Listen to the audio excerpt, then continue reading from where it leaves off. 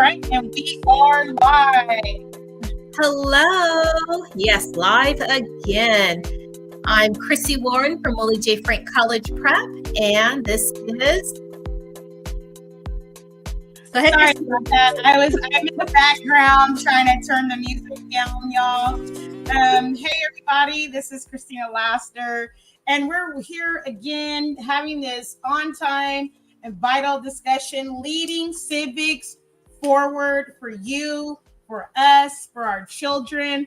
Talking about civic education, right? Like really literacy, being civic literate, understanding governance structures and who's ruling over us and what are those rules and regulations, policies, laws, codes that impact our daily lives in a codified way, in a codified society that we need to understand and how to engage. So if you're just tuning in, drop where you're tuning in from in the chat. We'd love to hear from you. We want to hear from you, right? Yes. Say hello and tell us where you're at.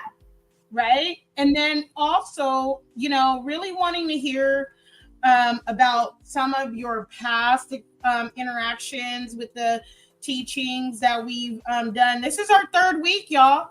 It is. Yay! Yeah. Yes. This is week 3 when we're going to go over government and public policy. First, we're going to just to give you an overview of how this next hour, maybe a little bit more, is going to go. First, we're going to give an overview of the different levels of government and their roles in creating public policy. Then we're going to talk a little bit about understanding how public policy can impact our social determinants of health. And then we're going to wrap it up by really examining policies that have had negative impacts on marginalized communities and ways to advocate for that change. So I'm going to start with just very... Wait, Christy, before you dive in, you're tuning in and you know someone that is not able to view via Facebook and maybe doesn't have a Facebook. I'm going to drop the link for our YouTube viewing live that's happening right now, and I'll do my best to monitor the YouTube. And I want you to share this with whoever you think will need to be in this conversation, right?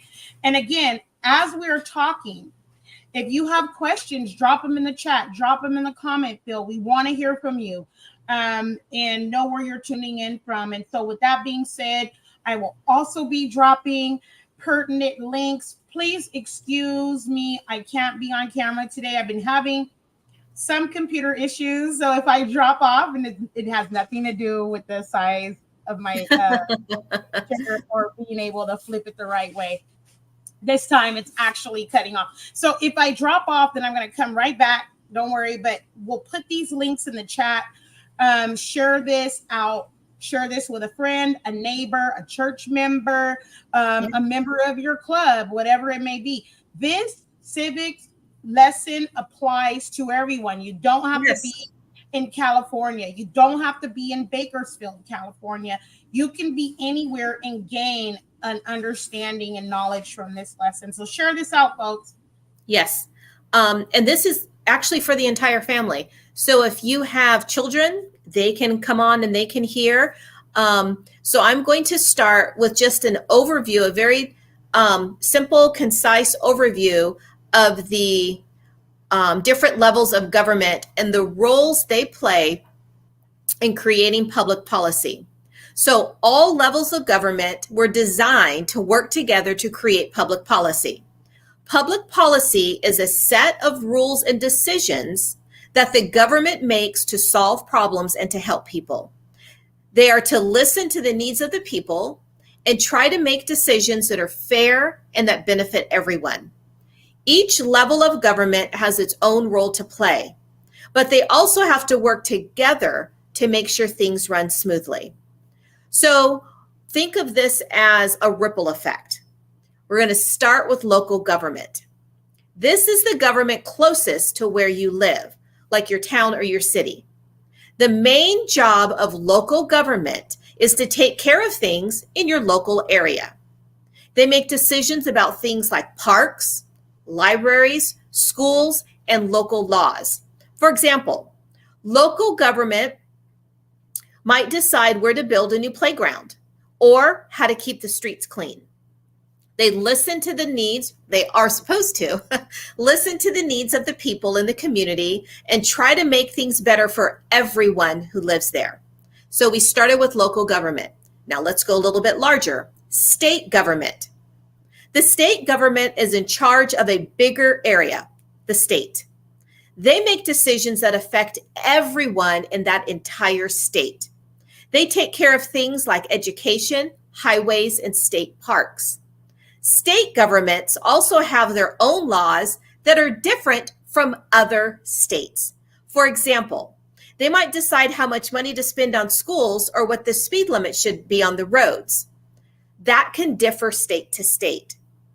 They represent the interests of the people who live in their state. So we started local, state, and now national or federal. The national government is the biggest level of government and takes care of the whole country. It is also known, like I said, as the federal government. The national government has one of the most important jobs.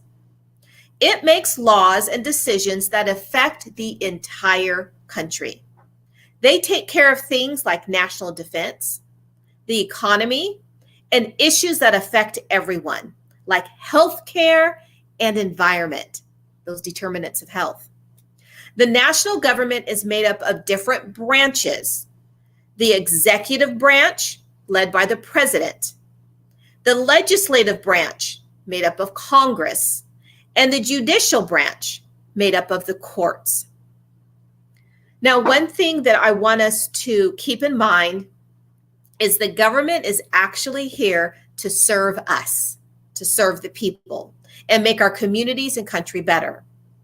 So if you ever have an idea or concern, you can always get involved and share your thoughts with your local government, whether that's at a city hall meeting, at a district supervisor. There are different people within your local government that you can reach out to. For example, if you live in Bakersfield, you can come to a school board meeting to show your support for Willie J. Frink College Prep. And many of you have. You have seen on a local level what that community support looks like. And our next meeting is August 8th. And that would be a wonderful opportunity to see local government at work. All right, Christina, let's dig a little bit deeper into those different levels of government and how the roles they play in creating public policy. All right, so I'm going to go from the top down. And if you missed midweek, I put up a video. It's about 35 minutes. Take time to watch that. It's about the Constitution, checks and balances, separation of power. And it says who has the power. All right, so let's go. Okay, and so we're looking at the USA governance structure, and the government itself is a body, right? It has many parts, like Chrissy said. The same is true for the United States, the federal government, the United States government, right? Its structure is somewhat complex, but not hard to understand. And of course, there's a reason for which many parts are designed with it. Not all of them have the same power. This is why I was talking about go back and review the separation of power, checks and balances video, right? And you'll get a deeper understanding about why they were designed that way and how they came to be designed that way. Yet they are connected to one another. So let's look at what that looks like, okay? So if you were to look at the governing document, federal, government governing document, the supreme law of the land. Also in the other, video, I referred to the supremacy clause and helping you to understand why the Constitution is, the governing law of the land. You see those branches separate, executive, legislative, judicial, with their own function.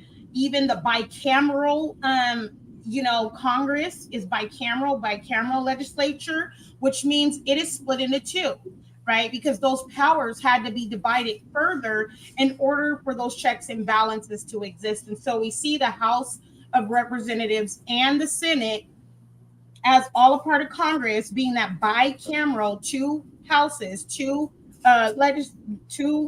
split into two, and then you also see the executive power right there between the president and the vice president and their cabinet, and there's other federal entities underneath the executive power that I will be talking about, and then also more around the judicial branch of government. We see that it is the Supreme Court, but it also encompasses federal and state courts. And so there's a governance structure, and whether you like it or not, this is the way that the governance structure operates in the United States, with the Constitution being the supreme law of the land.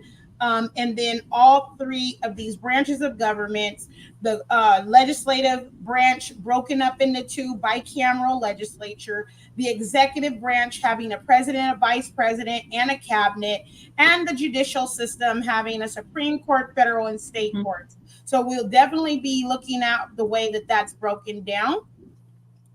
And here you go. And so this is tiny print, and you might, be able to see it better than I can. But as you can see, if we break that down in the Constitution, the guiding document, you see the legislative branch and all of the offices underneath the legislative branch, right? You see the executive branch and the executive office of the president. That means that you have a council of economic advisors, a council on environmental quality, National Security Council, Office of Administration, Office of Management and Budget. You see all of these duties and roles and responsibilities within that branch, right? And then you have the judicial branch, and you see those offices. Now, underneath the executive branch, that branches out further, okay? So if you're ever wondering, what is it that the executive branch of government is doing, and how effective are they at doing what it is that they're doing, right? You can see those various departments underneath the executive branch. You have the Department of Agriculture, Commerce, Defense, Education, Energy, Health and Human Services, Homeland Security, Housing and Urban Development, and then even underneath that, Interior, Justice, Labor, Department of State, Transportation, Department of Treasury, and Veterans Affairs, okay? That is the United States governance structure. All guided checks and balances, separate branches of government, powers of the federal government, what we call system of federalism, right? Under a constitution. Right. And so then you have independent establishments and government corporations. And some of these on the list you probably never thought were a part of, the government, because, they do have the names like corporation, right? And so typically when you hear the name corporation, you can think of that in several ways of corporate entities, private, and now you see public. Okay, right? Private and public. And so I wanted you guys to see this structure. And I also wanted you guys to see where this came from. So on the right, you will see that there is a U.S. government manual. Okay, give me 1 second. I'm sorry. That's okay. So what Christina is saying is that, as you can see, this is a very complex. Our government is not a simple one. It's very complex.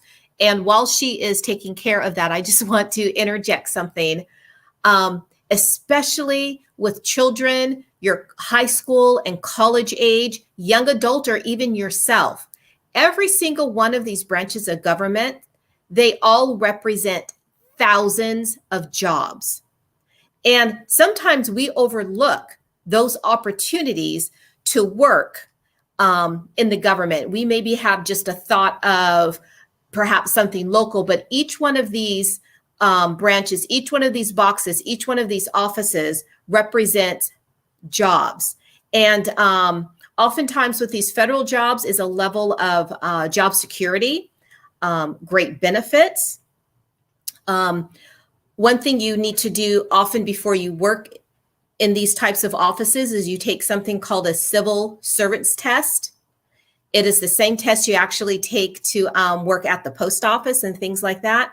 But I just know a lot of times in discussing career opportunities with young people, unless they have someone in their family or their close circle that works in federal government, these often aren't jobs that they think of. So when you're having those conversations with young people or even older people, I mean, there's no age limit on when you can get a job. Some of them do have age limits and certain physical things you have to be able to do, but those are always options, is working there. And honestly, on my computer, this is so tiny, I cannot read it. Or I see it on the other. And it's okay, but I'm gonna zoom in on this, y'all. So I'm gonna be doing these links, and as I told you, that as the weeks go by, this lesson is gonna get progressively more challenging, because there are some things that I want you guys to take time and research on your own, right? And inquire about on your own and get that information on your own. So for those of you that may just be tuning in, and are like, wait, I want to know more, maybe have been watching the whole time, you want to know more about what is it that all of these entities, because you're paying for them tax dollars, right? And so I want to put this in the chat. You can go to this site, and it's official. It's the official government site, usa.gov, right? They have other information, and you can see, right? As you see right here, the Constitution of the United States divides the federal government into 3 branches: legislative, executive, and judicial. This ensures that no individual or group will have too much power, right? And then you see the branch, this legislative branch is made up of Congress, which I told you, bicameral legislature, 2 parts, Senate and the House of Reps, and special agencies and offices that provide support services to Congress. You need to know what those special agencies and offices are, right? Mm-hmm. You need to understand what their function is, what gives them the authority to do what it is that they're doing, what does the funding look like. All of that information should be made public for public review. But if not, there are people that, use the Freedom of Information Act records requests to get documents that they believe should be made known to the public, right? The legislative branch's role: drafting proposed laws, confirming or rejecting presidential nominations for heads of federal agencies, federal judges, and the Supreme Court, having the authority to declare war, right? So that's a lot of power within the legislative branch. Let's look at the powers for the executive branch, and I'm going to try to zoom in a little bit. Okay, is that better? That is better, yes. Okay, so as you can see right here, and I'm glad I can teach directly from the website itself so that I can zoom in. As you can see right here, there's the executive branch, and their key roles include the president, the vice president, and his cabinet. I refer to it as his cabinet, which, so you'll know when you're looking it up, what is the cabinet of the president, right? Who are the members and advisors? How are they chosen, right? How are they chosen to serve? Anyway, so the president is the head of the state, leader of the federal government, and commander-in-chief of the United States Armed Forces, right? Military power. The vice president supports the president. If the president is unable to serve, the vice president becomes president. The vice president also presides over the U.S. Senate and breaks ties in Senate votes, okay? Then you have the cabinet. The cabinet members serve as advisors to the president. They include the vice president, heads of executive departments. Do you know who they are? And other high-ranking government officials. Do you know who they are? Right? Cabinet members are nominated by the president and must be approved by the Senate. Okay. The executive branch also includes executive departments. I showed you what those were on the flow chart. Independent agencies and other boards. Okay, what are those other boards? You need to know by looking again at that flow chart. So I'm going to leave a link in the chat where you can go and research some of this. Commissions and committees, right? And then you have here the judicial branch that includes the Supreme Court and other federal courts. I don't know if you guys knew or even, you hear a lot about the Supreme Court, but what about the other federal courts, right? What is happening in those courts, right? And so the judicial branch evaluates laws by interpreting the meaning of those laws, applying law to individual cases, and deciding if laws violate the Constitution. Okay. Now, this is going to go further into a lesson that I already taught last week about checks and balances, separation of powers. And you can click on this and find out more information because, listen, I can't reiterate this enough, right? It doesn't really matter if you like these people or not, right? How many days do people spend talking about, hello, Rashad from Minnesota, shout out to Rashad, thank you. And how many days do people spend complaining about someone that's already is in office, right? And so my question to them is, why don't you prepare yourself to be there then? Because whether you like it or not, they're in this official position of decision making and have authority granted to them through this position and role, right? And so we can either complain or understand the structure and its processes. And then, look at ways to engage, right? So I want to go to the next slide, but Chrissy, if you have something that you would like to add into what I just said. Okay. Yes.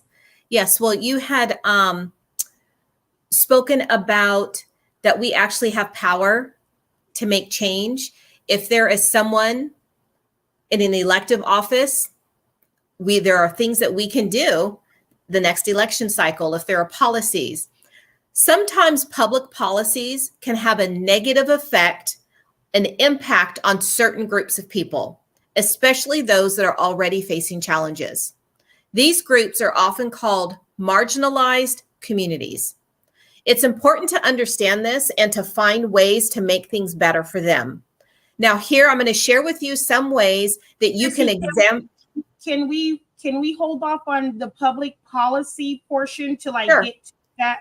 I'm sorry. Okay. I just want to make sure that everybody is going along to understand, because I want to define what policy is for people and they can understand more about what we're talking about when we say public policy. Okay. So as soon as we finish this this governance structure, we're going to dive into public policy, y'all. So get your notepads out so you can take notes when me and Chrissy are giving this information.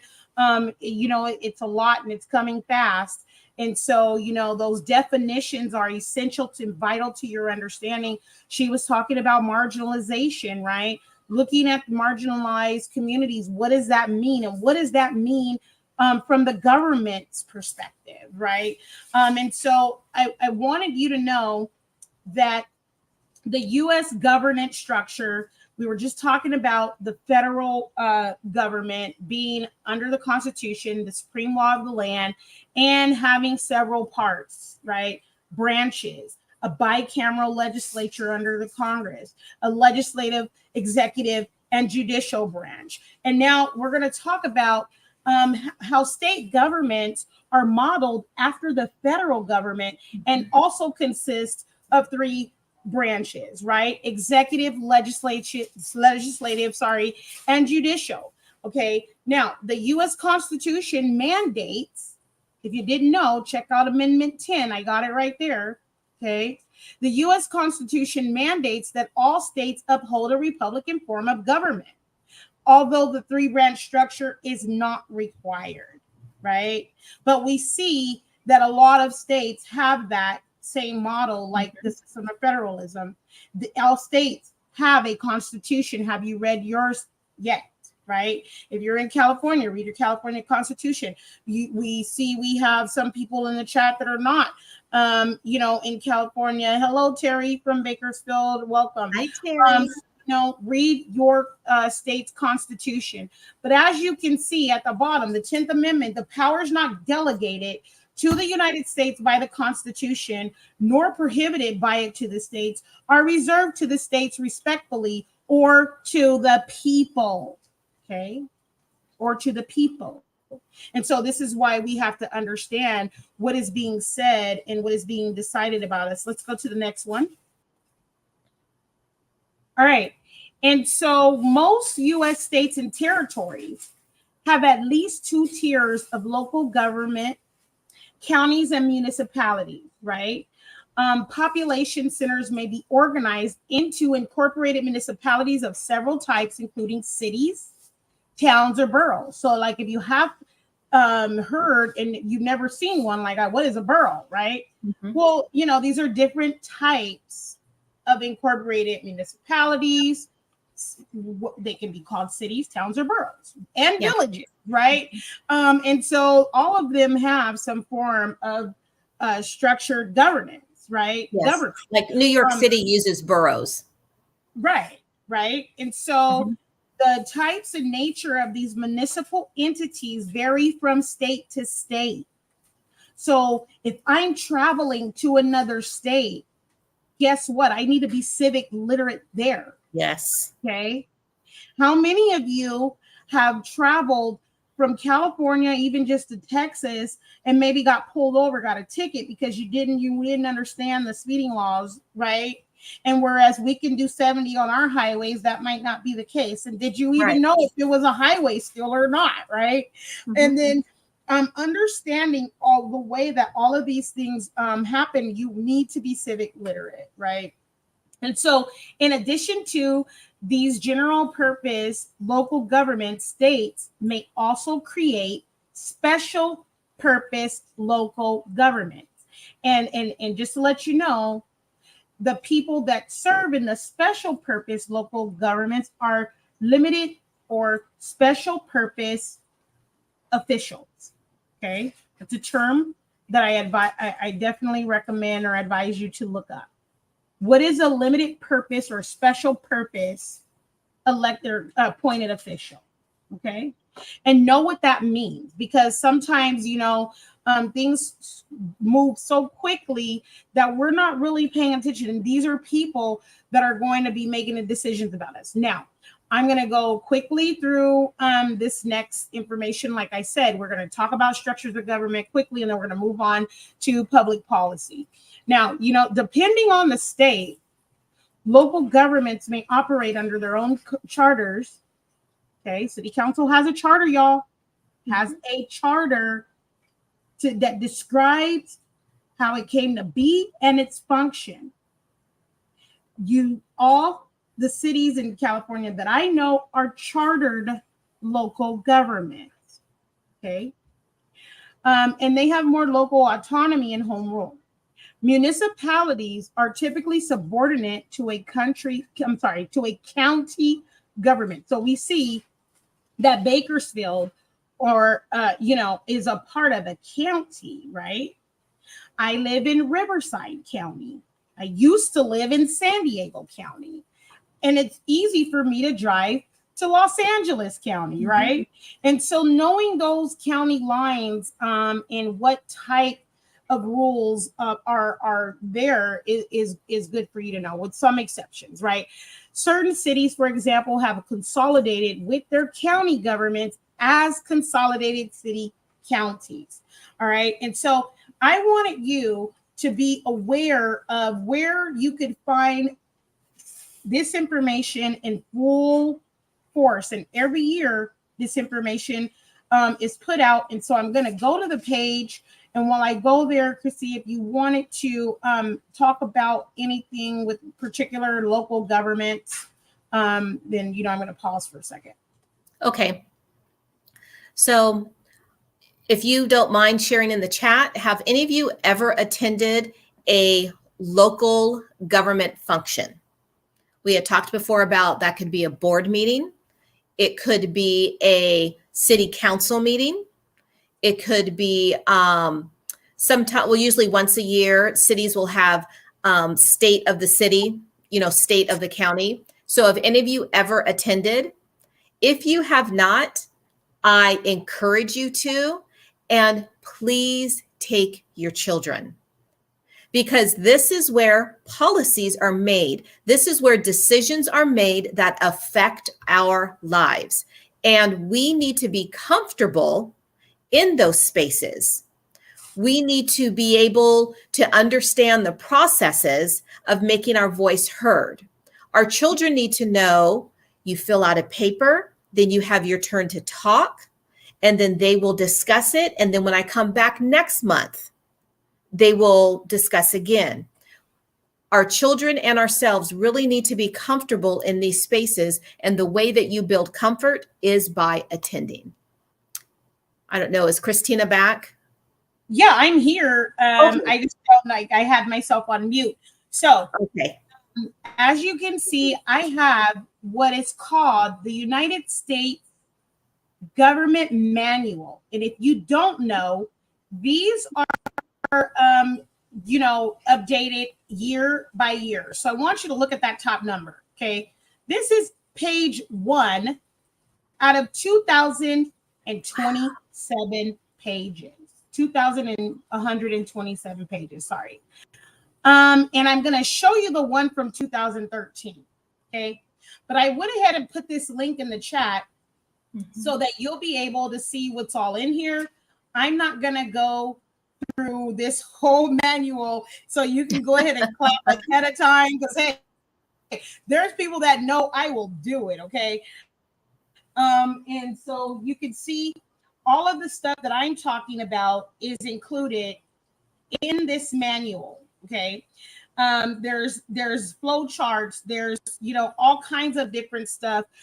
Like I said, I don't want to go through it because it's a lot.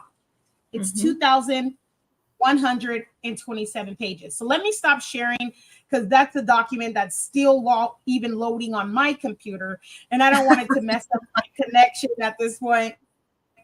And I'm going to stop sharing. I'm going to take you to the one from 2013. Now, this is the one from 2022. Okay. And it was published in December of 2022. I'm trying to get the stop screen sharing. I'm sorry, y'all. Give me a second. There. Okay, there we go.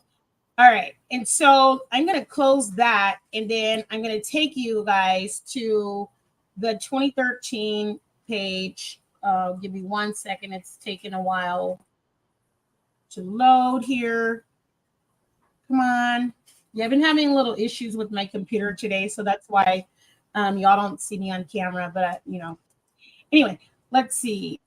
I'm gonna go to this one so you can know information about it. Okay. All right. So talking about the manual, okay. The manual was created for a purpose, okay? And let me zoom in.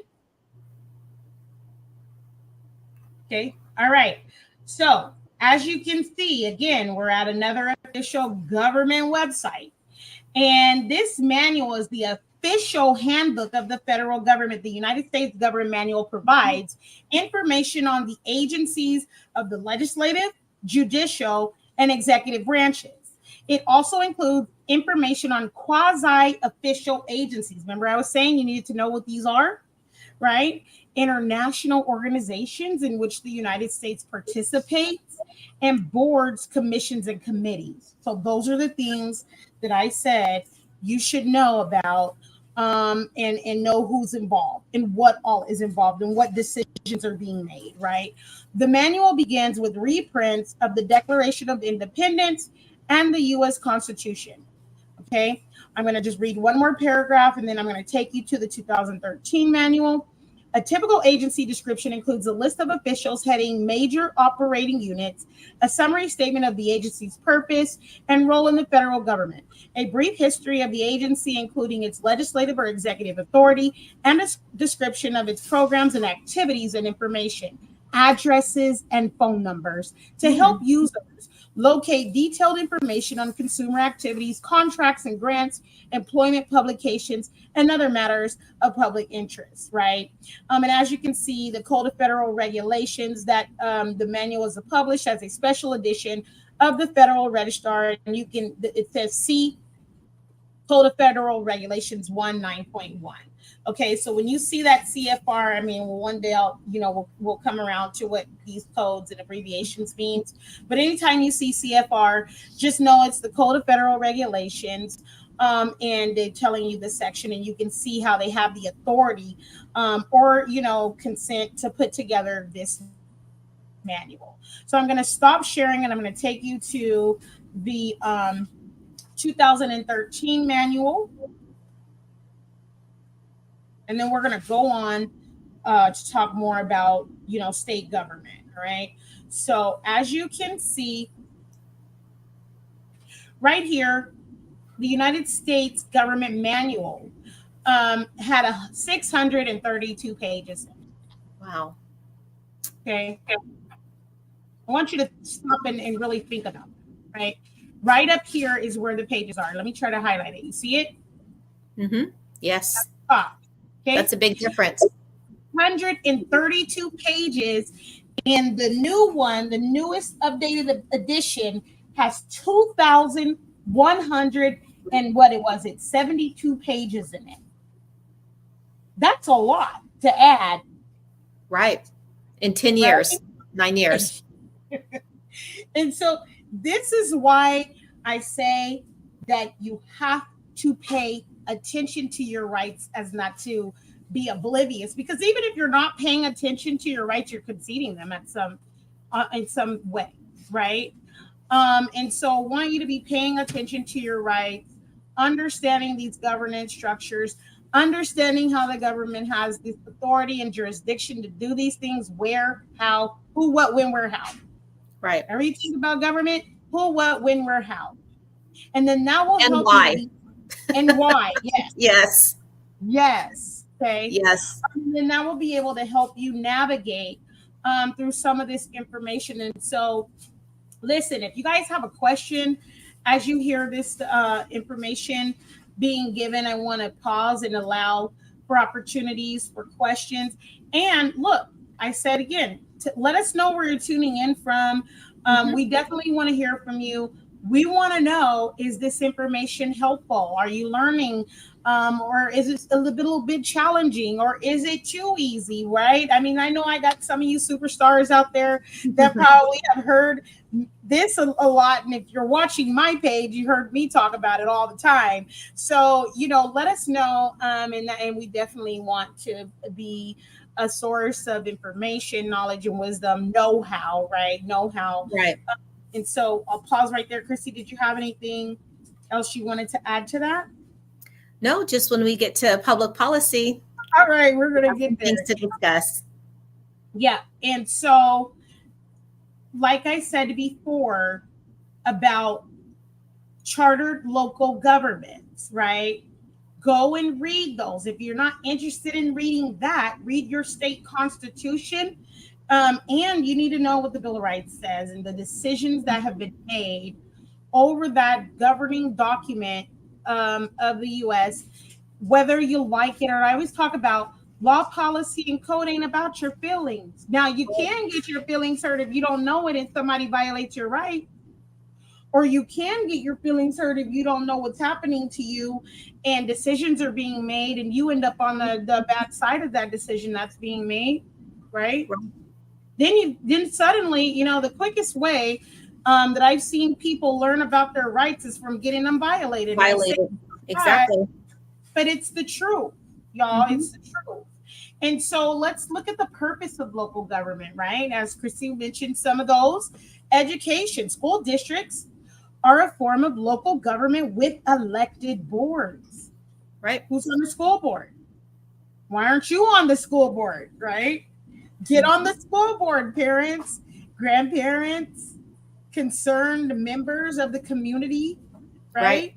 It could be you. Fire protection.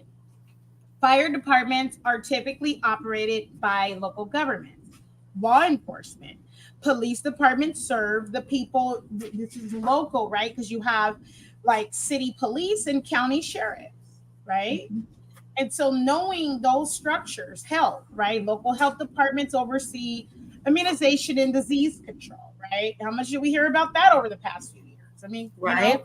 All of this is relevant to your day-to-day life, to those domains that we talk about are very important to help you overcome certain marginalizations or disparities. Records. How many times do you have to go to the county recorder's office and get birth certificates exactly. or other vital documents from the record keepers, right? Yep. You have to file for a marriage license. You have to get a copy of a death certificate for many things. Right. And so you see this information on the left, that there's one U.S. government, whether y'all like it or not, right? And there's 50 state governments and 89,476 local governments. Yeah. 3,033 of those are county, 19,492 of those are city, 16,519 of those are town, 13,051 are school district, and look at this whopping number, 37,387 of those are special district. Okay, which makes a total of 89,527 local governments. Okay, and so you definitely need to be aware of what is happening at all levels. Now, where did I get that data from? Where did you get this data from, Christina? You told us to be data checkers. You're right. You're right. I did teach you to be data checkers. And so let's go to where I got this data from, because I want you to understand how to navigate and find and research and acquire this information, right? And so as you can see, I went straight to the United States Census Bureau. Okay, Christina, that's not what's showing on the screen. Oh, thank you. There we go. I mean, sometimes I'm like, I need a handy dandy notebook or a buddy to walk with me, like, like seriously. But anyway, here you can see there's a surveys and programs, census of government, right? The census of government identifies the scope and nature of the nation's state and local government sector. And it provides authoritative benchmark figures of public finance and public employment, right? And so I want you to take time to go through these tables and these data sets, if that's what interests you, and even if it doesn't, go through them so that you can understand where these state initiatives around employment and all kind of other stuff, why are they happening? Looking at the data, understanding public finance and employment and benchmarks and where, we should be. Are we where we should be, right? And so that's how you're going to navigate that. And let me stop. All right. Now, that was a lot, right? That was a lot. But let's go ahead and continue into more of what we need to know about what rules, codes, policies, and structures are ruling over us. So now we're going to talk about public policy, okay? And the public refers to the people. Are you the people or not? Right? Are we the people or not? Okay. Are the people I always say, who are the theys, the thems, right? Identify who they are. The people, you sitting in your house. The people, you going to the store to pick up goods. Going to the local community, whatever, for goods and services. Your children in local school, right? You are the people. And maybe you're in a neighborhood you don't want to be, and so you don't want to be the people, but guess what? You're still the people. And so it matters how you engage with public policy, we the people. Okay. And it refers to the people when the American government was established to serve at the will of the people. I talked about that in the Constitution, the Federalist Paper number 51, James Madison's breakdown, right? In the last video that I shared midweek. Unlike the word public's precise definition, public policy has numerous ways to be defined and just as many opinions about what it entails. So let's look at some of those. Okay. And, here it is right here. What is public policy? And here are some definitions, some opinion, and the name of the people that gave them, right? And when they gave them. I like to mix it up over time to see if people have changed their mind about public policy, right? And so public policy is the outcome of the struggle in government over who what. I like that. Yes, Clark. Thank you. Yes, thank you, Clark Cochran from 2010, yes. Right? Yes. Okay, public policy is whatever governments choose to do or not to do. I like you, Guy Peters. Yes, Guy told not one lie. Right? Stated most simply, public policy is the sum of government activities, whether acting directly or through agents, as it has an influence on the life of citizens. Well, right. That's really, good one too. So a statement by government at whatever level, in whatever form of what it intends to do about a public problem. Okay. And that was in 2019. That's not much different from those 2010 comments, right? Right. A course of action adopted by the government in response to public problems, right? So as you can see, in all of the definitions, it's still dealing with the people and resources and how those resources are directed and allocated. Right. And that's why we have to pay attention. And so further into this definition, right? While it would be impossible for us all to agree on one definition about what public policy is, common themes exist throughout history and throughout this discussion. Public policy is created by the government, and private business activity is not included in its definition. So you didn't hear us talking very much about private businesses and private this and private that. We're talking about the people, the public, and the government, right? And so pay attention to the differences in the types of discussion of public versus private and the sectors of, government. And so let's see. Now we're looking at public policy occurs as a response to a public problem. Mm-hmm. Public problems are issues that the government has the power to resolve. Okay. Yep.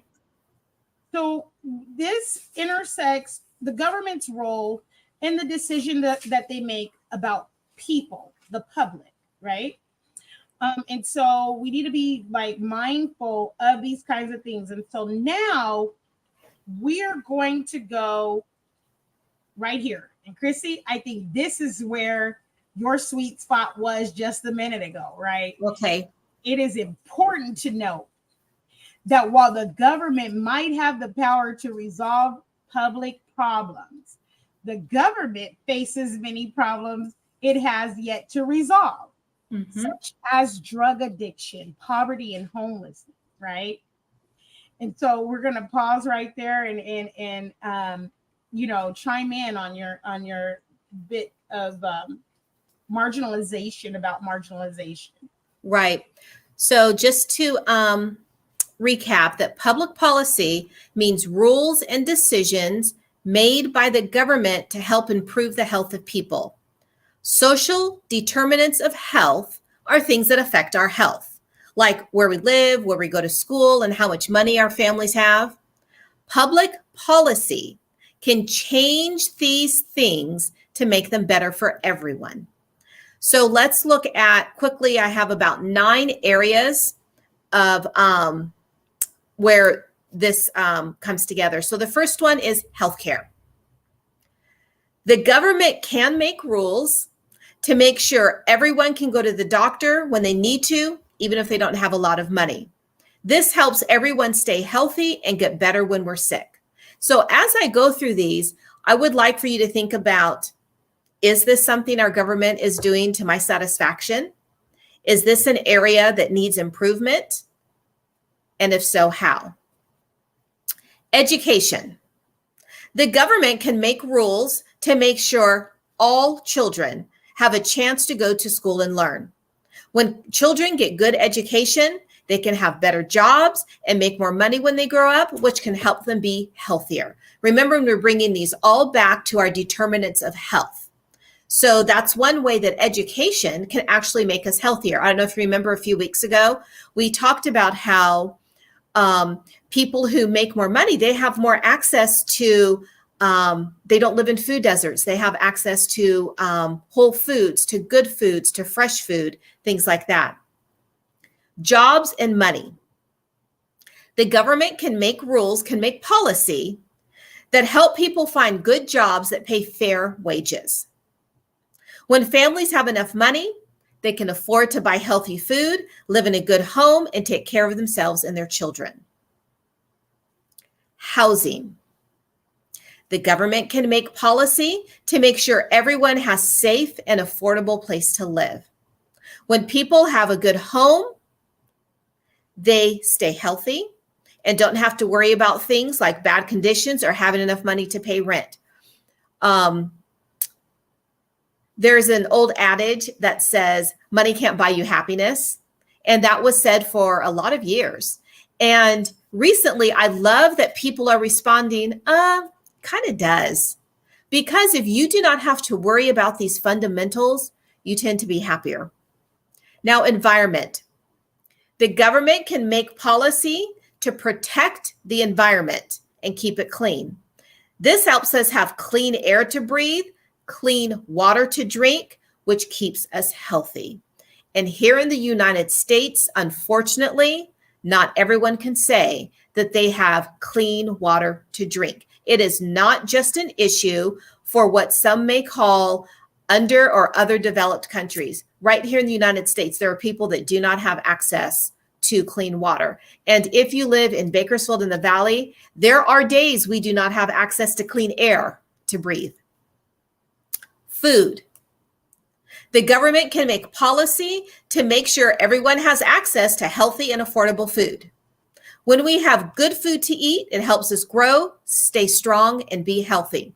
Now, some of these things you might say, actually, the government doesn't have access to do that. I'm going to piggyback off of Christina and ask you to do your research. Is there enough food to feed everyone? Help those in need. The government can make policy to help people who don't have a lot of money, like giving them support and assistance. This way, everyone has a fair chance to be healthy and get the help they need. In the previous slide, one of the things was drug addiction, that is a problem that the government has not solved.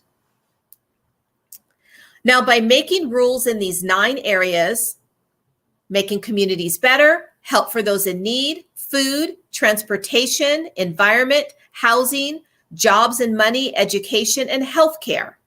Those are just 9 examples.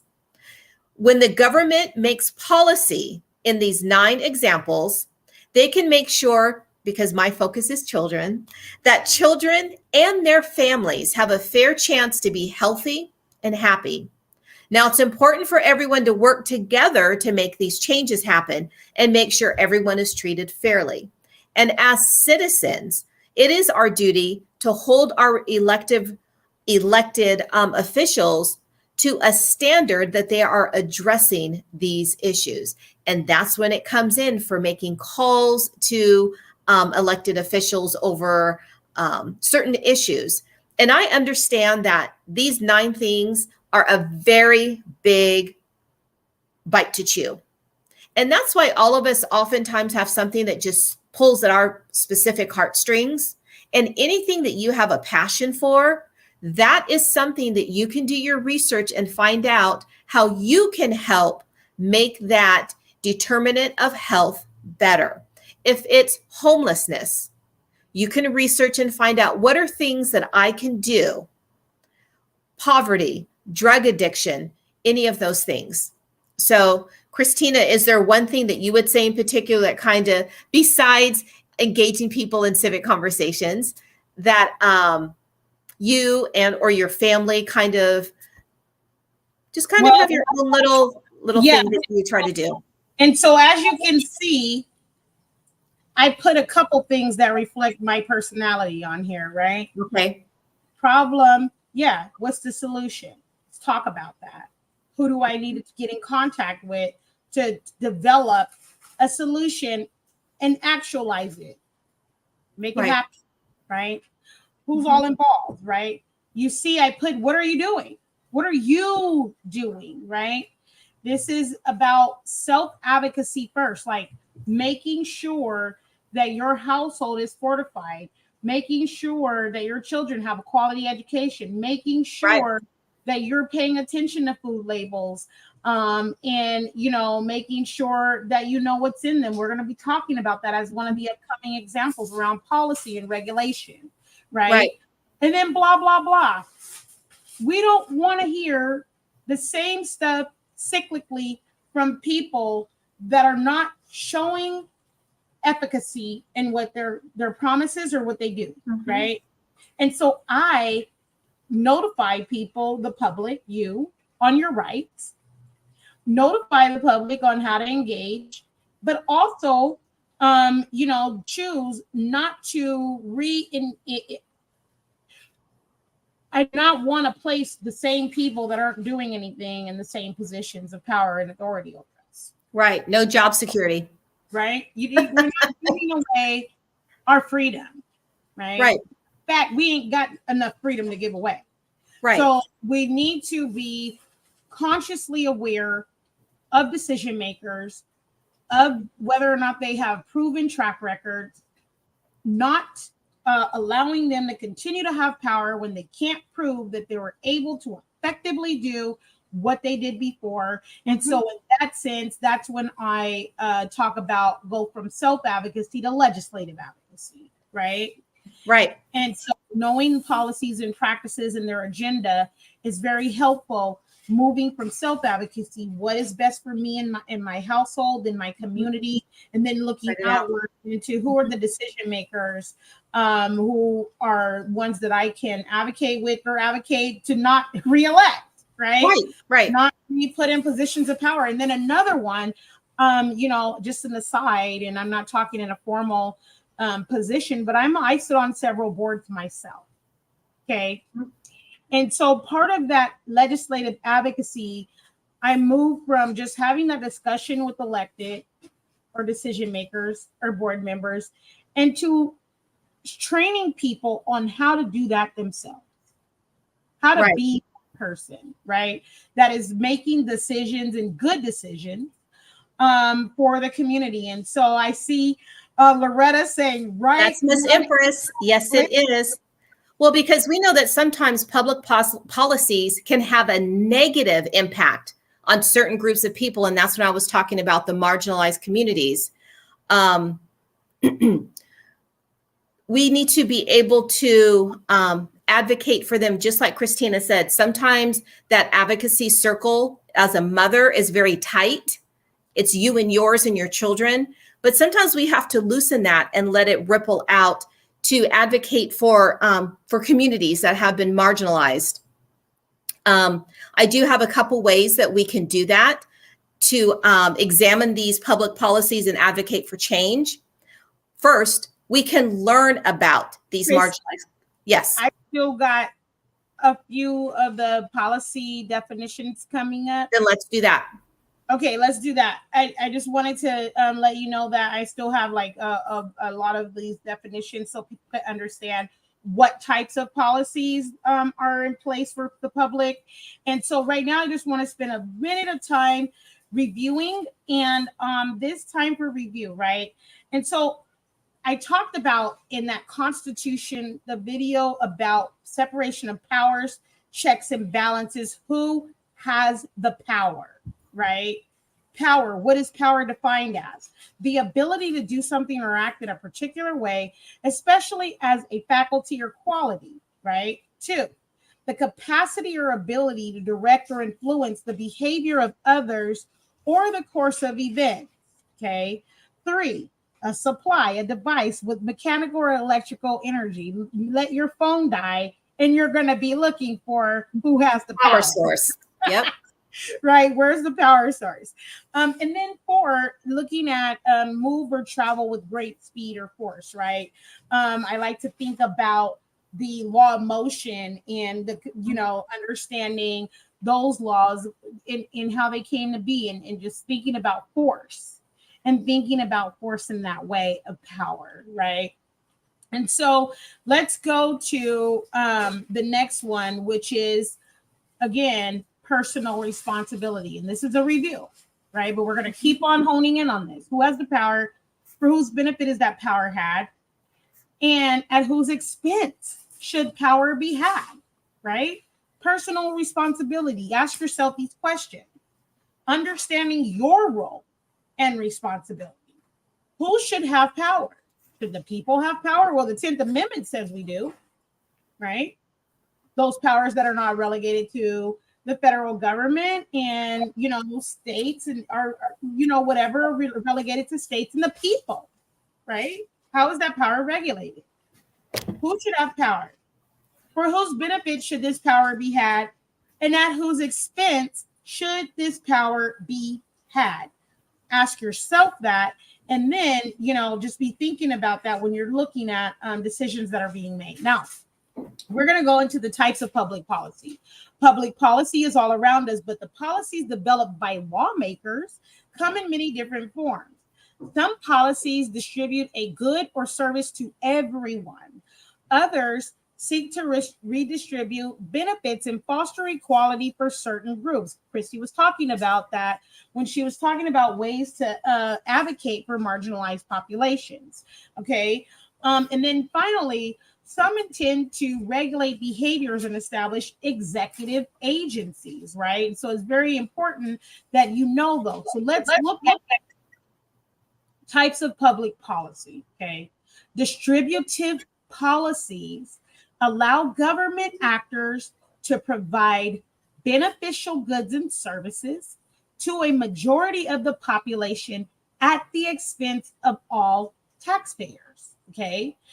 They are designed to improve the equitable distribution of goods and services by providing benefits to a large portion of the population rather than by taking from one group and giving to another, right?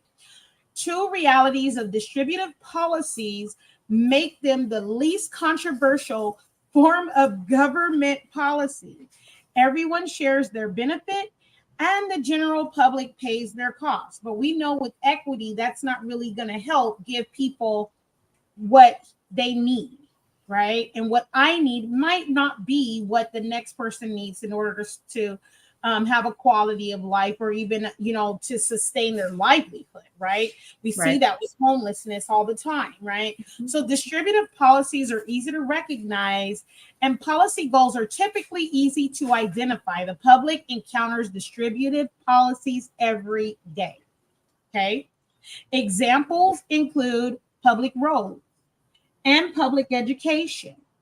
Public highways are paid for by all taxpayers and built by government agencies for the good of the whole population. Public transportation infrastructure funded by taxpayers serves to benefit all groups within the society, okay? Right. The same can be said for public education, but we know it lacks equity, right? So the distributive policies are easy to recognize. Public schools are paid for by all citizens, whether they have children or not. Mm-hmm. So those of you that say, why do I need to go to the board meeting? My kid's been out of school for 10 years, over a decade. Yeah, well, you're still paying for it. Okay, it's your money. And so, whether you have children or not, you're still paying for it as a citizen, and whether you like it or not. and provide society with a well-educated workforce that further benefit the overall economic growth of the nation. And so if you don't know that that was the original function of education, is to provide a workforce that further benefit the overall economic growth of the nation, this is where I say, look that information up, right? Look that information up. All right. So let's go on to the next kind of policy. And as you can see on the right, I have some old pictures of Robin Hood. At the top, you have Robin Hood, a statue over there in the UK. I thought that was pretty interesting. And so thank you, Loretta, saying very good point. Yes, you need to be checking in on what's happening with your tax dollars, okay? And so redistributive policies reallocate wealth, property, political or civil rights, or some other valuable item to the advantage of class-based groups, okay? While these policies often involve economic decisions, they can also involve the redistribution of social status. For instance, redistributive economic policies redistribute income and wealth from the wealthiest population to the poorest, okay? Civil rights policies are intended to provide social benefits to minorities, is what you don't want to call it. I just say that this the marginalized or at margins groups, because if you say the word minorities, to me is an awful word, because utilizing that word, it automatically connotates that there is a superior person or being, right? Per human being, right? And I unless they're divine, I don't see that, right? Like there is no way to go around that. The opposite of minor is superior. And so we got to be cautious with the way that words are used, okay? And then also you have in women, and so you see this is from 1977, and it came from a public policy book that is current, but these statements are still relevant today, right? So they may obtain economic and social equality. All right. And so then you have redistributive policies, obviously, by the last example of distributive, then redistributive, you know that the redistributive policies are more controversial, right? Then they are then distributive policies because they provide benefits to specific groups at the expense of others. Federal welfare programs like Supplemental Nutrition Assistance Program, SNAP, Temporary Assistance for Needy Families, TANF, are controversial to a lot of people. And they are examples of redistributive public policy, okay? Supporters argue that SNAP and TANF provide benefits to Americans in need of economic assistance, while those who oppose these policies see them as taking taxpayer money from the working class and redistributing funds to those who are not working. And obviously, I put these statements in from authors because I don't want y'all to say, well, Christina Laster said she supports distributive policies and not redistributive policies, or she supports redistributive policies and hates distributive policies. No, not gonna catch me on that. So I put the words right out of textbooks so that you can have a textbook definition and you can look at Robin Hood on the right. All right. And so let's go on. And the next one, Chrissy, did you have anything you wanted to say about this particular slide? No, I just think it's interesting that when checks were being written during COVID for people not working, there wasn't a whole lot of complaining. Well, that's the hypocrisy. And I have several videos, just so y'all know. If you want to mosey on to my channel, I got several videos about corruption and hypocrisy. And so we could spend hours talking about the hypocrisy of things. But, we don't have time today. But, yeah, you need to be looking at, my dear friend in San Diego, likes to say the audio ain't matching the video. Right.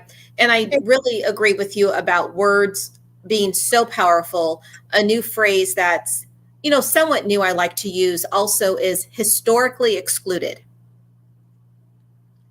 So that puts the power play, in the mix, that there are groups that are historically excluded. Smoke and mirrors, Loretta. That's right. Yep. Smoke and I'm just going to continue on with the slides because you guys are going to crank up the juice right now. And I'm just like, okay. Anyway, I appreciate that feedback. Yes, smoke and mirrors, like I said again, be paying attention. When words don't match, there's a political term called gobbledygook. You can look it up. When you see the words are not matching the actions, you're getting played, bamboozled, hoodwinked, run amok, right? And so stop allowing for people to tell you all these wonderful things they're going to do when it's time to get your vote, and they don't follow through with none of them. And just like Maya Angelou said, believe people when they show you who they are the first time. Right. And so here we see the public policy controversy, right? Despite the ever-present controversy associated with redistributive policies, they're frequently utilized when policymakers perceive that economic growth is not evenly distributed. That's what you were talking about, Chrissy, during the COVID pandemic, right? Minimum wage laws have redistributive qualities and will continue to be debated at the state and federal government levels for years to come, along with Social Security, along with SNAP benefits, along with all this other housing stuff, right? So just know that those are going to continue to be debated and figure out where you fit in, right? Supporters argue that increasing the minimum wage will generate higher levels of equality and distribution of earnings, leading to a reduction in poverty. Those opposed to minimum wage increases argue that such a law would actually increase poverty due to a reduction in hours worked, fewer employment opportunities. All right. So be thinking about that, right? Let's go to the next one. One of the most important services provided by the government is the protection of individual rights, which are necessary for the establishment of law and order in any civilization. So now we're looking at regulatory policies. Okay, so we had distributive, redistributive, and regulatory. So you're looking at regulatory policies that allow the government to compel certain beneficial behaviors from individuals or groups while discouraging other behaviors. Why? Because it's dealing with law and order. Okay. And so government regulatory policies involve the implementation of rules by government actors, rules that are backed by law. Now you see this intersection very clearly. Laws, policies, code. Okay. Regulatory policies place constraints on unacceptable individual and group behavior. The goal on regulatory policies then is to provide a safe atmosphere for all individuals without resulting in an excessive loss of rights or freedoms. Prohibitions on driving under the influence of alcohol and limitations on unfair business practices are two examples of regulatory public policies. Government policies limiting the price of electricity. So, we have public utility companies, right? And water utilities are another example of regulatory actions, right? Government licensing requirements for specific professions, safety requirements, pharmaceuticals, right? Safety requirements for pharmaceuticals. How much of the news do you see that on, right? Limitations on toxic emissions and pollutants from factories, and minimum safety requirements for workers are examples of regulatory policies. Anti-discrimination laws represent another form of regulatory policy intended to improve the lives. Again, we have that term, of the excluded, like Chrissy said, are the at margins, people that have been pushed to the margins, right? And so right here, I want you to decide about direction, right? Direction. So I thought this was a neat photo to share, like, which way do we go? Up, down, right, left, back, forward. Sometimes thinking about policy, law, policy, and code can put you in this place of which way do we go? Should we start local, state, national? Like, what does that look like? And then for anyone that is thinking along that lines, I want to give you a word of encouragement. Start in where you're at. Start where you're at. Okay. Where you live, work, have to breathe, and go to school. Mm-hmm. Where children have to go to school. I think Loretta's trying to start a something with her question. With the change in demographics, here, let's take Loretta's question. With the change in demographics, for the true recipients of government benefits, well, even without the change in demographics, that Census Bureau website you can go to and you can see over time and throughout history, white women have been the biggest recipient of government benefits and white families. And these benefits were put into place to protect their households during times of war and other things, famine, whatever, right? And there was a period of time where benefits were placed, were there. I mean, prior to Lyndon B. Johnson's, poverty war, I'll call it, his big, campaign against poverty, right? The Great Society programs prior to the 60s. We didn't have access to this stuff, y'all. Right. We were excluded. Okay. And so you got to think about it in the terms of what's facts. Go search that information in those data sets for yourself. And we're 13% of the overall U.S. population, if you're talking, Loretta, specifically about Black households. Okay. We're 13% of the overall U.S. population, and there's no way we're consuming all the services and goods. Okay. Right. So let's just put that into perspective. Right. And I hope that people start to have these conversations about who's over consuming and who are the biggest guaranteed recipients and all of those things in a factual way using data sets and not creating harmful narratives that further exasperate other people's conditions, because that's, again, back to the question, power, who has it, for whose benefit is it had, and at whose expense. And then you can see why these conversations and bad narratives continue to carry on. Anyway, I think that, that answers your question, I hope. But now we're going to go ahead and move on, and we're almost done, y'all. So here are some examples, right, of how the government has policy. So we found out in 2020, and as of last year, I think it was 2022 of January, everything that is bioengineered has to be labeled. Okay. You guys been seeing this bioengineered cellular meat. So I thought we'd talk about what everybody can relate to, and that's food, right?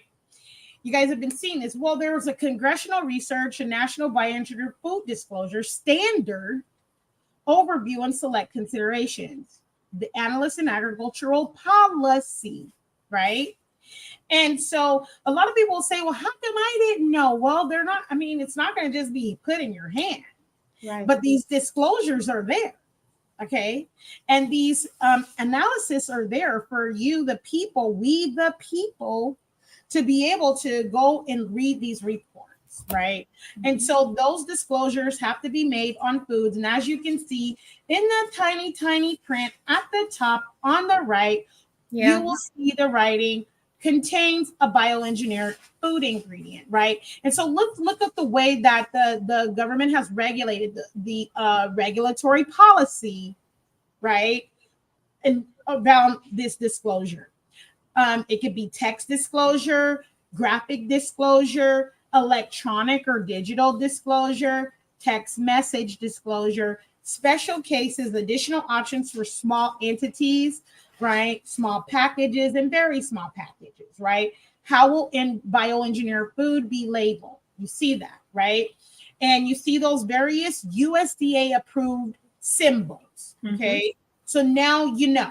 Don't say we didn't tell you. Now, let's go to the next hot topic. I just, been hearing, I was thinking, what have I been hearing about lately a lot in stores and in the public? And that is about cellular meats, right? What's this big debate over cell cultured meat?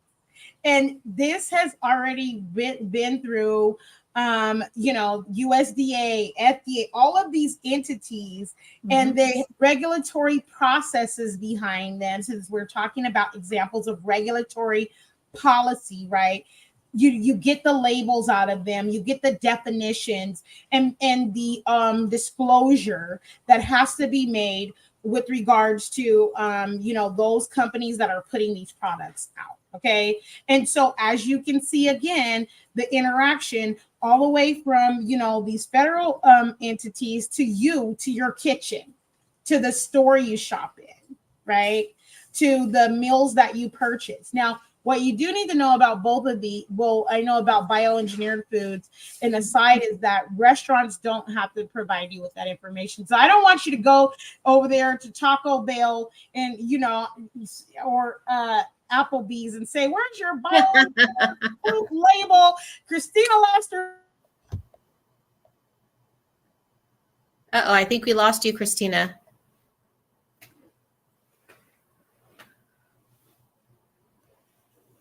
Christina? Okay, well, while we wait for her to come back, I'm just going to kind of wrap up some things we were talking about, how we can be advocates. For me, it's very important in all the children I teach is to build empathy, is to really raise helpers. We want people who are empathetic and who help others. And how can we do this? As parents, as people in the community, gathering children around us, teenagers, young people, learn about marginalized communities. Take the time to learn about different communities and the challenges they face. It might be people who are a different race, a different religion, or those who are just differently abled. Identify negative policies. Christina has done a great job today in showing us how to be really focused on those policies and who do they benefit. Can you hear me, Chrissy? I can now. Yes. See, I told y'all that I might have an issue. And so I apologize for that. And so were you reading off of this right here? I wasn't. We were just talking about how to raise empathetic helpers and to embrace marginalized communities. But I can read off for you. Can you not? Okay, yeah. And so we're on, like I said, and I apologize for that. I was having a good time. I was having too much of a good time talking about the way that public policy shows up in your local markets, right? Or regulatory policy shows up. And so, Chrissy, if you can go ahead and read this one, that would be good. Right. Now let's see if I can read it. Here we go. Finally, constituent policies involve the creation and regulation of government agencies and can also refer to policies that establish the way a government functions.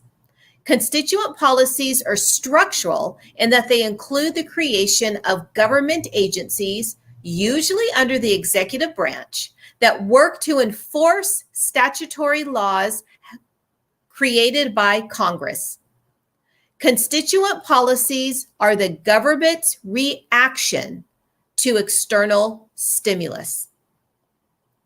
Constituent policies also encompass law enforcement, fiscal policy development, and public sector bureaucratic regulation. These policies can be procedural in nature. The definition of constituent policy has expanded to include citizen or interest group initiated policies, rather than constituent policies. Sorry, there's a fly. Rather than constituent policies initiated by Congress or executive branch agencies. Citizen-directed democracy efforts have also created constituent policies. All right, and so as you can see, on the right, there are health and all policies, right?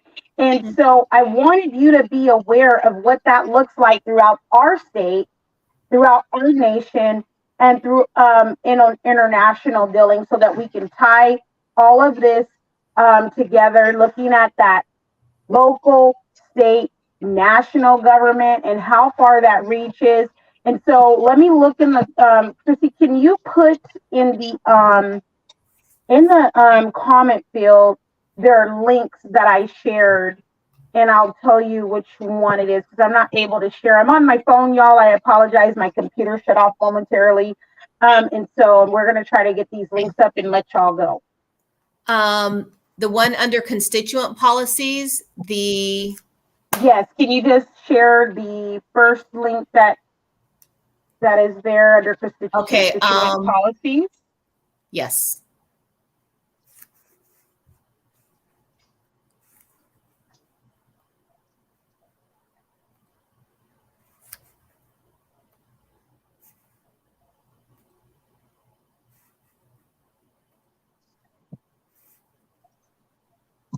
All right, let me put you. The World Health Organization? Yes, I'm going to add it to the stream. And so there we have it right there. And so do you see it on the stream? Okay, let me go to hold on one second, y'all. Let me take this off. All right, and then I got to remove the comment. All right, we should be good to go. Did it come back? Yeah, hold on. Yes, there it is. All right, there we go. And as you can see, there's something called promoting health in all policies, an intersectional action capacity. So we have been talking about those social determinants of health, right? Mm-hmm. Okay, now I'm back on my computer. Hold on.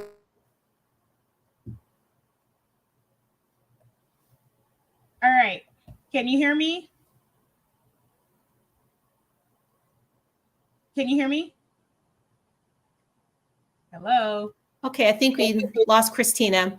You can't hear me? This website, promoting health for all policies and intersectoral action capabilities. Health in all policies, HAPS, recognizes that population health is not merely a product of health sector programs, but largely determined by policies that guide actions beyond the health sector. And so this website goes on to discuss ways the World Health Organization will implement HAP, which is health in all policies.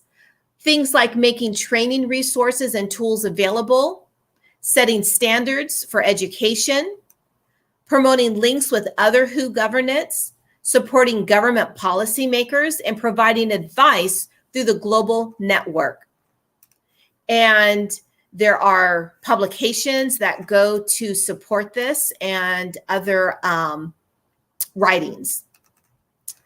I'm not sure where Christina went. Can you hear me? But is she back, No, Christina? I'm here, but you can't hear me for some reason. Can you hear me? I hear you now.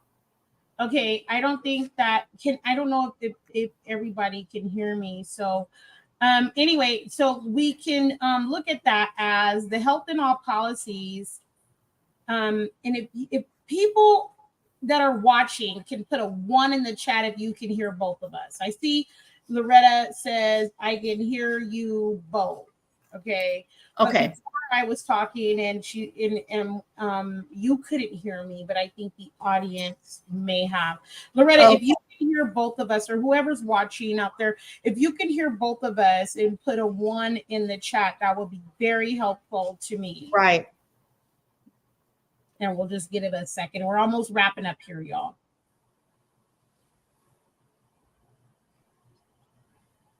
Okay. Okay. What? All right. And so, oh my gosh. Christina, you have a lot of echo. Yeah, I'm trying to fix that. We'll just go ahead. Is it gone? It's gone right now. Okay. I apologize for the technical difficulties, everyone. I know your time is valuable and we don't try to run over, but I really appreciate you all staying for the rest of this segment. and allowing us to continue to conduct this, even with my tough technology difficulties today. All right, and so as you can see, oops, sorry, that's not supposed to be there. Thank you, Loretta, for confirming that you hear both of us and putting that one up. As you can see, this is the international framework, right, of promoting all health in policies, okay? And it recognizes population health is not merely a product or health sector programs, but largely determined by policies that guide actions beyond the health sector. Policy in every sector of government could potentially affect health and inequities in health.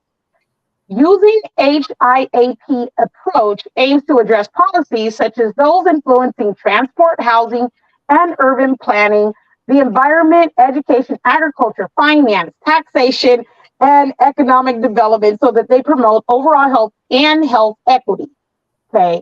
And if you're watching this saying, oh, that's just the World Health Organization, you know, we don't really care about what they're saying, who cares, right?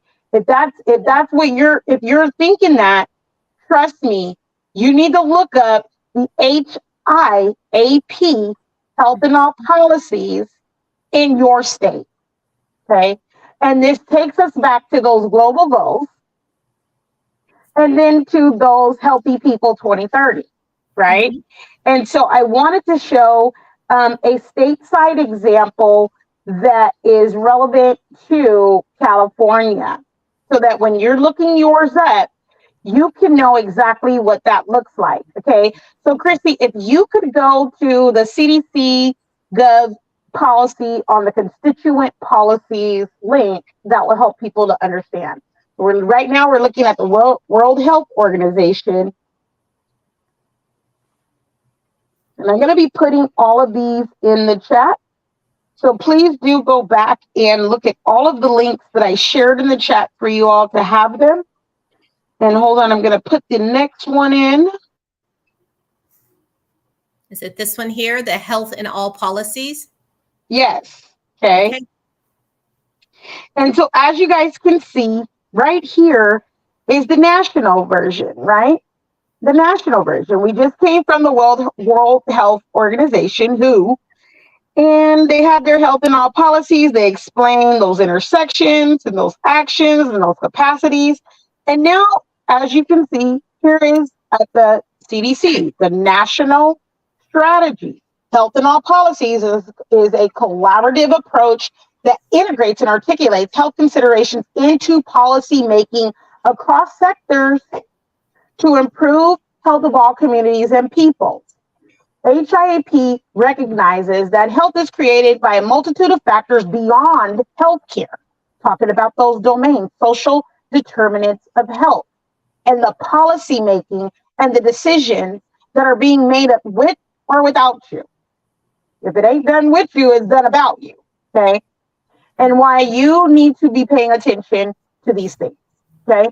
All right, and so if you go to the next one, we'll take it all the way down to the state level. For those of you that say, well, that was just the World Health Organization. They're always doing something. And you know what? So is the CDC, right? So is the CDC. They're always doing something. Well, we're going to look at our stateside example of how it does apply to you, right? Look up HIAP, Health in All Policies in your state. And here's the California site, okay? Here it is. Health in All Policies, using the same language as we saw at the WHO and as we saw at the national level, CDC, California has. Health in All Policies is a collaborative approach to improving the health of all people by incorporating health considerations into decision-making across sectors and policy areas. You see that? Mm-hmm. International, national, state. And trust me, if you look locally, you're going to find it. And you need to know what sectors are included. And based on what WHO said, transport, home, housing, education, economic development, workforce, right? All of the decision making in these sectors and policy areas matter to your livelihood, matter about you and how they impact you. And it's not just about healthcare stuff, right? Mm-hmm. It's looking at the policies across sectors, okay? You can see health and all policies, task force member agencies, the Energy Commission, okay? Mm-hmm. Governor's Office of Emergency Services, Health and Human Services, Housing Finance Agency, Natural Resources Agency, the Office of the Surgeon General, Public Utilities Commission, Parks and Recs, Forestry, Food and Agriculture, Finance and Education. Those are just some of them, right? And so this is why we want you to be civic literate and understand policy, public policy, governance structures, and understand your rights so that you will know how to take part, how to advocate, how to engage, and to protect the freedoms and liberties that you do have. Right. Okay. And so I just want to stop there. Chrissy, if you want to just speak about any of this that you saw from the top all the way, the WHO international engagement, all the way down to the state level and national level, and seeing that same language, how did that make you feel? Well, I mean, it goes back to what we talked about at the very beginning, that our government is built in that ripple effect, that it starts city, state, and national. But I think it really behooves us to pay attention that all of these policies effective. And you know what? There's no way we can all know all of these. No. But we can definitely be aware of where to find the information that affects us. And it goes back to how we started this whole thing 3 weeks ago, the social determinants of health, all connected. So this has been a wonderful time. Just give you a little preview. Next week is actually health and healthcare. So we're really going to focus on that area, just understanding the different components of health and how they're impacted by those social determinants. We'll just have a discussion on the importance of healthcare access. And we're going to look at healthcare disparities among these marginalized, historically excluded communities. So that's what's coming up next week. All right. And so we look forward to seeing you all. Listen, this was a lot, y'all. This was a lot. And we went over, and that's okay. Sometimes we will, right? And so, if you had to break this up and you had to walk away and you had to come back, which I understand this is for families. Right. Go back and just look at this, get some of those links out of there, start looking at what those policies areas are.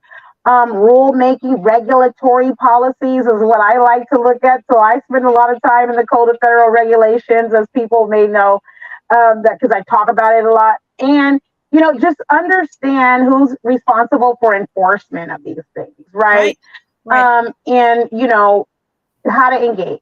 Thank you. You've been watching us, me, Christina Laster, and Chrissy Warren, Willie J. Frink College Prep, leading Civics forward in 2023. We're so glad that you joined us. We will see you again next week. Same day, same time. Share this information. Bye-bye. Yes, bye.